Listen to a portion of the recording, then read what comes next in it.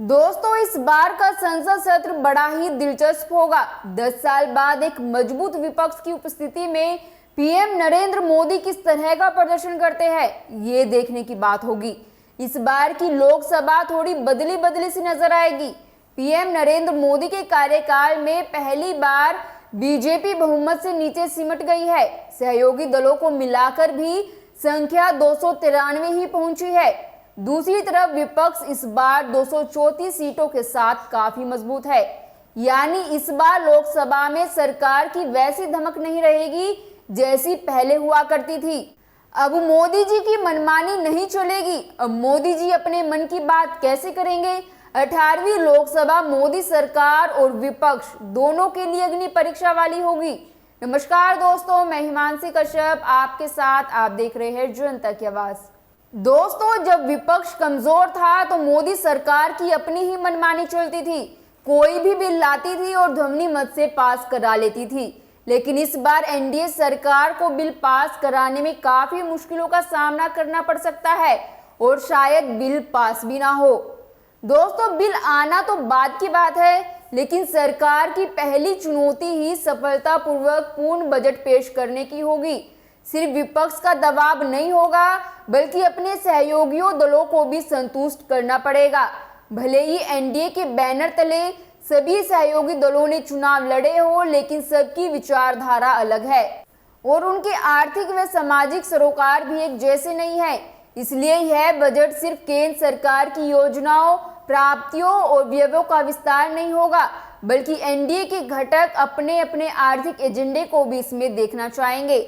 जहां तक बीजेपी के मंत्रियों और प्रधानमंत्री मोदी जी के मन की बात है, तो वे इस बजट में भारत को $5 ट्रिलियन की अर्थव्यवस्था बनाने और फिर 2047 तक देश को विकसित भारत में बदलने का रोड मैप प्रस्तुत करने की कोशिश करेंगे और उसी के अनुरूप सुधारों की घोषणा भी करना चाहेंगे। चुनाव में बीजेपी और पीएम मोदी को किसानों की दयनीय हालत, रोजगार सृजन में कमी और पूंजीगत व्यय की गति गिरने पर काफी कुछ सुनना पड़ा था और इसी बजट में इन मुद्दों पर सुधार करना आवश्यक होगा, खासकर तब जब महाराष्ट्र, हरियाणा और बिहार जैसे राज्यों में अगले कुछ महीनों में ही चुनाव होने वाले हैं। इसलिए इस बजट में राजद की नौकरी के नारे के बराबर कोई स्कीम लाने का दबाव नीतीश कुमार जरूर डालेंगे, पर वित्त मंत्रालय की यह बात भी जरूर सुनी जाएगी कि कोई चुनावी वादा इस तरह न पूरा किया जाए कि राजकोषीय घाटा लक्ष्य के बाहर चला जाए। प्रधानमंत्री मोदी ने अपनी इस तीसरी सरकार के गठन से पहले ही 100 दिवसीय एजेंडे बना लिए थे। अब उनको लागू करने के लिए बजट में प्रावधान जरूर किए जाएंगे। करों में सुधार, बुनियादी ढांचे का विकास, डिजिटल नवाचार और बेहतर शासन व्यवस्था के लिए केंद्रीय बजट में आवश्यक धन का इंतजाम जरूर किया जाएगा। इसी बजट में पीएम मोदी के सामने यह भी मांग रखी गई है कि बिहार को विशेष श्रेणी का दर्जा देते हुए बजट से अधिक व्यय आवंटन किया जाए। यही नहीं, बिहार को औद्योगिक राज्य बनाने के लिए भी पीएम मोदी पर दबाव होगा। चुनाव के दौरान चीनी मिल चालू करने, किसी खास उत्पादन के लिए बिहार में विशेष औद्योगिक क्षेत्र बनाने और ढांचागत परियोजनाओं का विस्तार करने की मांग की गई थी। वहीं आंध्र प्रदेश इस समय कर्ज में डूबा हुआ है। 2019 से 2023 तक इसका कर्ज 80% बढ़ा है। जाहिर है चंद्रबाबू नायडू को केंद्र सरकार से बहुत सी उम्मीदें होंगी। वह भी पीएम मोदी से आंध्र प्रदेश के लिए विशेष दर्जा मांग सकते हैं। इतनी सारी सहयोगी दलों की उम्मीदों और विपक्ष के आरोपों के दबाव के बाद पीएम मोदी के नेतृत्व वाली सरकार का पहला बजट किस तरह का होगा, इसका इंतजार पूरी दुनिया कर रही है। तो चलिए अब जानते हैं इस बार सरकार कौन से बिल लाने की तैयारी में है। बीमा सुधार कानून, बीमा संशोधन विधेयक को एक क्रांतिकारी कानून माना जा रहा है। बीमा क्षेत्र को बड़े सुधारों के लिए अभी और इंतजार करना पड़ सकता है। जिस तरह से गठबंधन सरकार है और एफडीआई की सीमा 74% तक करने की बात कही गई है, उससे लगता है कि यह उस रूप में पास नहीं हो पाएगा जैसे बीजेपी सरकार ने सोचा है। आपको बता दें कि नए कानून के तहत बीमा क्षेत्र में एफडीआई की सीमा को 49% से बढ़ाकर 74% किया जाएगा, ताकि फॉरेन इन्वेस्टमेंट को आकर्षित किया जा सके। इसके अलावा बीमा नियामक और विकास प्राधिकरण को ताकतवर बनाया गया है। ऐसा इसलिए ताकि वे अधिक कुशलता से बीमा कंपनियों की निगरानी कर सके और कस्टमर के अधिकारों का ध्यान रख सके।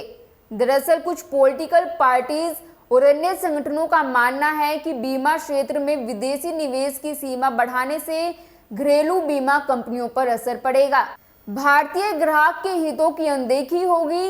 ये भी तर्क दिया जा रहा है कि विदेशी कंपनियों के बढ़ते प्रभाव से बीमा क्षेत्र का कंट्रोल भारत के हाथ से निकल जाएगा।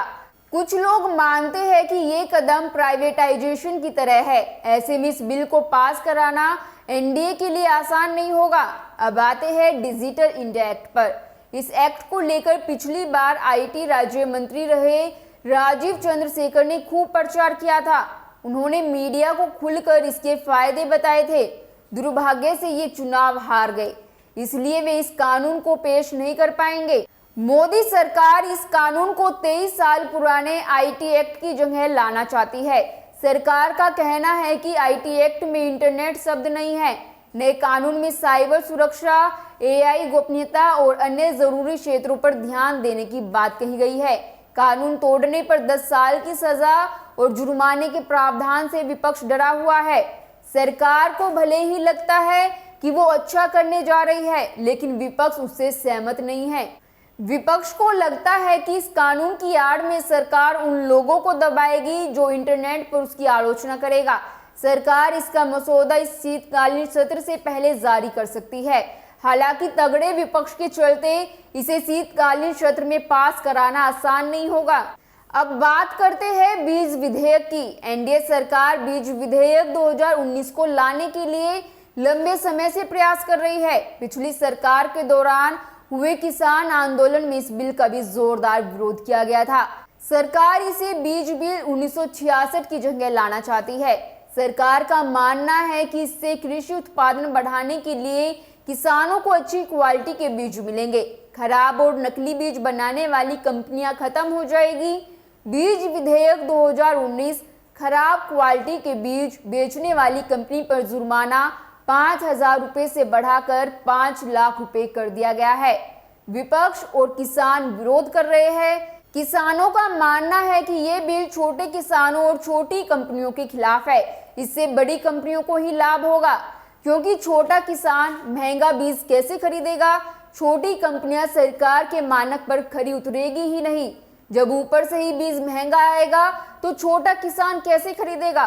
तमाम विरोधों के बीच भी अगर सरकार इस बिल को लाती है तो इसे पास कराना टेढ़ी खीर होगा। सहयोगी दल भी इस पर दूरी बना सकते हैं, क्योंकि किसान इसके विरोध में हैं। अब चलते हैं बिजली बिल की ओर। 8 अगस्त 2022 में बिजली संशोधन विधेयक 2022 पेश किया गया था। यह दोनों सदनों में पास नहीं हो सका। संसद में अब विपक्ष के बहुत मजबूत होने के कारण ये बिल वैसे तो पास नहीं हो पाएगा जैसे सरकार चाहती है। इस बिल पर विपक्ष, गैर बीजेपी शासित राज्यों और सरकारी बिजली कंपनियों ने विरोध दर्ज कराया है। इस बिल के तहत एक ही क्षेत्र में कई बिजली कंपनियों को लाइसेंस दिए जाएंगे। जैसे आप मोबाइल के लिए अपनी मर्जी का नेटवर्क चूज कर सकते हैं, ऐसे ही बिजली कंपनी भी चूज कर सकेंगे। विपक्ष का मानना है कि बिल में ये बदलाव बिजली आपूर्ति और कीमत तय करने के लिए नागरिकों के अधिकारों में घुसपैठ कर रहा है। इस बिल पर चर्चा होनी चाहिए। निजी कंपनियां कुछ शुल्क देकर मुनाफा कमाएगी और सरकारी कंपनियां दिवालिया हो जाएगी। विपक्ष के तेवर देखकर लगता है कि ये बिल पास होने में एनडीए को खूब जोर लगाना होगा। विपक्ष की बात भी माननी होगी। खैर, आपकी इस पर क्या राय है हमें कमेंट कर जरूर बताएं और बाकी खबरों के लिए देखते रहिए जनता की आवाज। वीडियो को लाइक करें, शेयर करें और अगर पहली बार जनता की आवाज न्यूज चैनल को देख रहे हैं तो चैनल को सब्सक्राइब भी करें और घंटी जरूर बजाएं, चैनल की भी और सरकार की भी। आज की नेशनल मीडिया के मुकाबले में जनता का साथ दीजिए और उसकी ताकत बनिए, जनता की आवाज बनिए और हो सके तो इसके लिए चैनल को ज्वाइन भी करें।